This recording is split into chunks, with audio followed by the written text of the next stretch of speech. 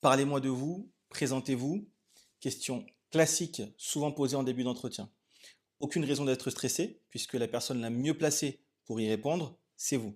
Et avec une bonne préparation, vous marquerez des points dès votre première prise de parole.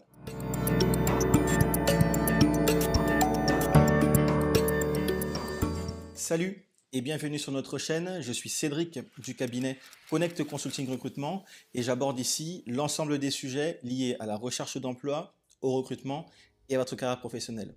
Dans chacune de nos vidéos, je vous donne toutes les méthodes et astuces pour réussir professionnellement. Si ces thématiques vous intéressent, faites deux choses. La première, abonnez-vous à la chaîne et activez les notifications en cliquant sur la cloche pour être informé de l'apparition de nos vidéos hebdomadaires qui vont tout simplement vous donner tous les outils pour réussir et développer tout votre potentiel en entreprise. La deuxième, allez dans la barre de description et cliquez sur le lien pour recevoir gratuitement notre guide intitulé Le guide du candidat idéal. Sous forme de test, il se lit rapidement et vous permettra d'être serein devant vos recherches d'emploi et vos entretiens. Enfin, pour celles et ceux qui souhaitent être accompagnés personnellement, je vous donne rendez-vous sur le site connectconsulting.fr. Vous y trouverez l'ensemble des coachings à votre disposition. Parmi les questions qui reviennent le plus souvent en entretien, on retrouve assez régulièrement la question « Parlez-moi de vous, présentez-vous ». Lorsque le recruteur vous pose cette question, il cherche à évaluer différents points. Le premier, évidemment, c'est votre préparation à l'entretien, puisque pour répondre correctement à cette question, cela suppose une préparation en amont. La deuxième chose, votre niveau de discours. Employez-vous un niveau de discours soutenu ou non, du vocabulaire technique ou non. Le troisième point, la structure de votre discours. Le quatrième, votre esprit de synthèse.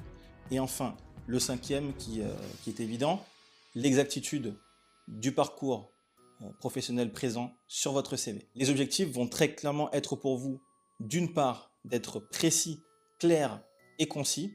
D'autre part, de montrer au recruteur, dès l'instant où il vous pose cette question, que vous êtes le candidat idéal pour le poste. En tout cas, que votre profil correspond à celui recherché par la société. Il faudra donc passer assez rapidement sur les expériences non significatives. Qu'est-ce qu'on entend par expérience non significative? Ça va être les expériences qui sont complètement déconnectées du poste auquel vous postulez, ou alors des expériences très courtes. Un certain nombre d'erreurs vont être à éviter lorsque le recruteur va vous poser cette question. La première erreur, c'est relire tout simplement votre CV, faire une relecture du CV. Rien de pire pour un recruteur lorsqu'il pose une question à un candidat, de voir celui-ci relire son CV, voilà, relire sans apporter de plus-value finalement à ce qu'il y a écrit sur le CV. Deuxième erreur, ça va être faire un récit chronologique